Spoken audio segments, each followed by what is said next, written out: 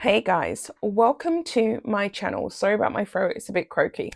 Welcome to the channel. So a lot has happened over the last 24 hours.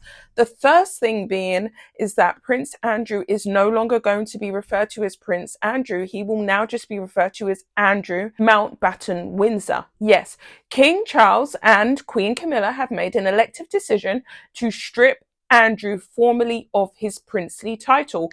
It will all be dormant. He doesn't have any rights to use it, and he also has to evacuate Royal Lodge. This is groundbreaking considering there have been numerous calls from the public to strip Andrew for the longest time. And I'm obviously going to talk about this in reference to the Sussexes.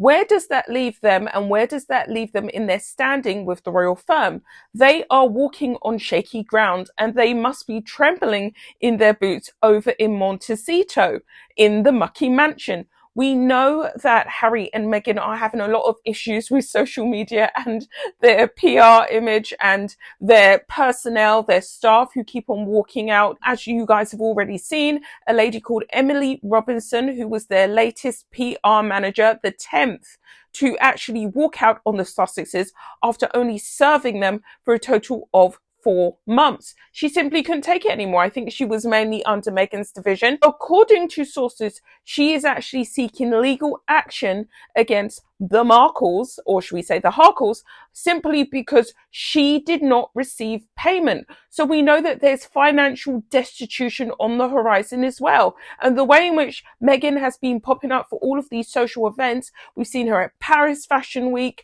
we've seen her in Washington, DC for that Women's Powerful Summit, we saw her hanging around with the D-listers at Emily Griday's Women's Luncheon, we've seen her at the book club, talking all over Courtney Adamo's book and trying to garner as much spotlight as she possibly can. She is running desperate, and the worst part of their latest PR stunt is that they attended an LA Dodgers game and they was publicly booed in America after everything they've said about us, Brits, how terrible we are, how vulnerable Meghan feels in the UK. That's why she hasn't come back here for X amount of years, how unsafe their children are over in America, in Montecito, and how much better and happier and fulfilled they feel being surrounded by Americans and living in America and being under the LA sun. Look at them now. Look at how the tables have shifted. So a lot has happened, guys.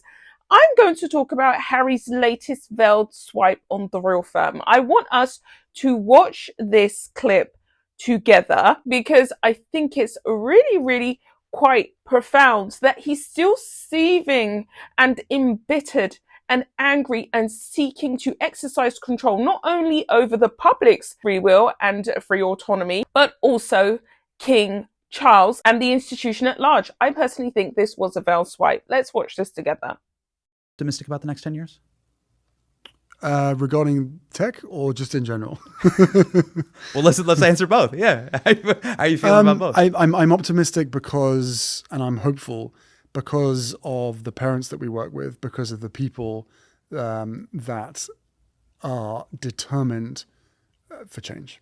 Great. I think that over the years, collectively, the distrust of institutions, whether it's government, media, I just don't think, well, it's not that I don't think, we now know that they haven't been equipped enough to be able to protect us, the people, from these companies.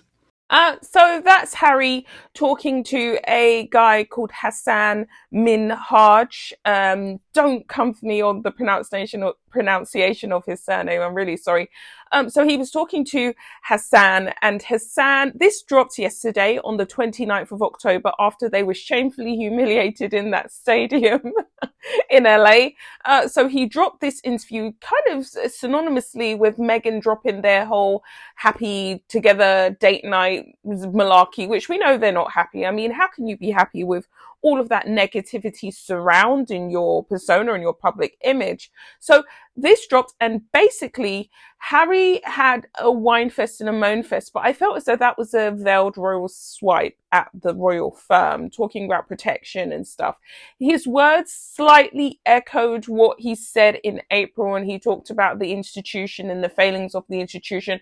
And he's kind of been running on this really negative, miserable, dark narrative since he left the royal family in 2020. He also said in this interview that obviously he officially moved to the United States of America in March 2020. He basically talks about the failings of these cyber tech companies to protect us and the dangers of AI. And he goes back and forth, and he says a lot of us can't make up our own minds. I hate the way in which Harry preaches to us, and he doesn't have his own house in order.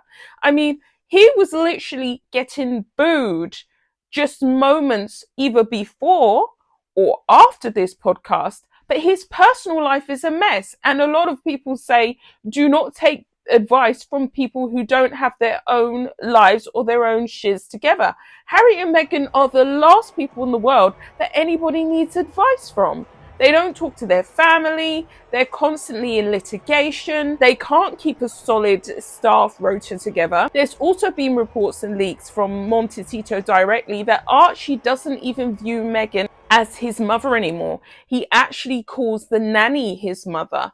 And that's why when we see her popping up all over social media and she's only talking about Lily, that's the reason why, because he hasn't had that maternal connection with his mother. She's hardly there. She's not present. According to sources, she's hanging out at the house of Kelly Zafayan, which is her friend, lady who runs the I Heart Mum charity. So she's drinking, she's out all hours of the night with her friends in and around Montecito. She doesn't have loads of friends, but she has one or two key players, and she's very disconnected from her children. Sources have also leaked that she's in therapy, not for herself, not because Meghan thinks she needs therapy, of course she doesn't, but she's basically in some kind of parental therapy. She's trying to learn how to connect with Archie and reconnect with her kids because they don't see her as their mother and they're not opening up to her, which she revealed during that bookstore spiel when she hijacked that poor lady Courtney Adamo's book reading. So there's a lot going on. Harry is just literally miserable. Let's go through this Daily Mail article quickly together, where he talks about, well, he's basically being a hypocrite. He talks about the dangers of social media and AI. So, titled, Meghan posts gushing date night video after Harry shared concerns about social media. Markle has posted a gushing date night video from a World Series game after Prince Harry used his recent podcast appearance to discuss his concerns about social media.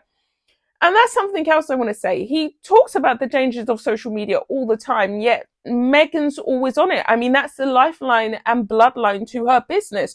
When she dropped season 2, she didn't do any PR because she didn't think she needed to. And of course, season 1 became a worldwide hit. Not in the sense of because people liked it, but because we was all curious. So everyone tapped in and it topped Netflix charts. It got to #1 globally because everyone wanted to know, what is she doing? What is the next step? What is her next venture? How good is it going to be? How bad is it going to be? What is this all about?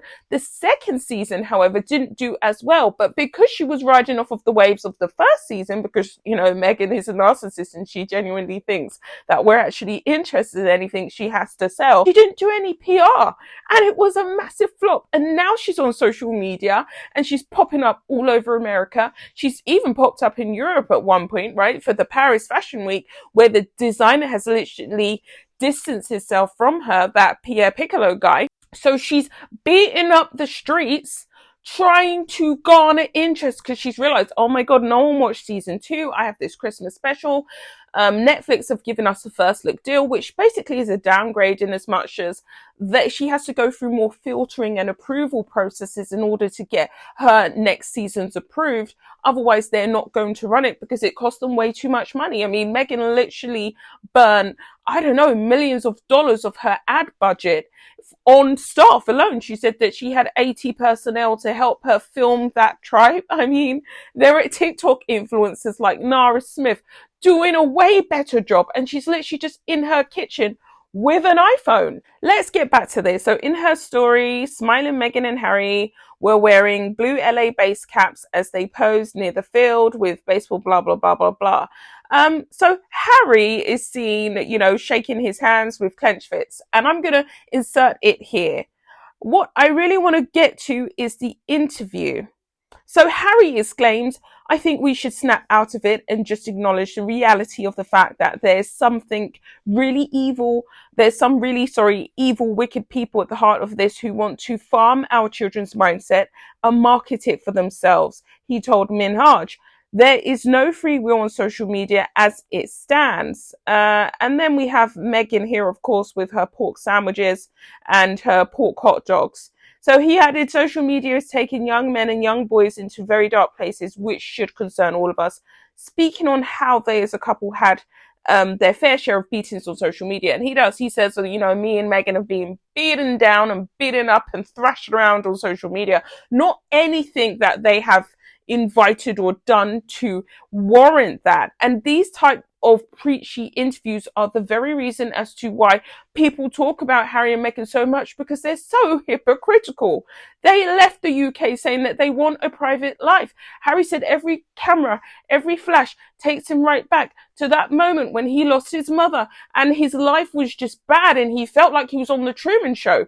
Harry has less privacy now than he did. His wife has literally displayed his kids on social media to shift $64 candles. How low do they really go? So all I really want to say, guys, is that, yeah, it's gotten bad for Harry, really, really bad.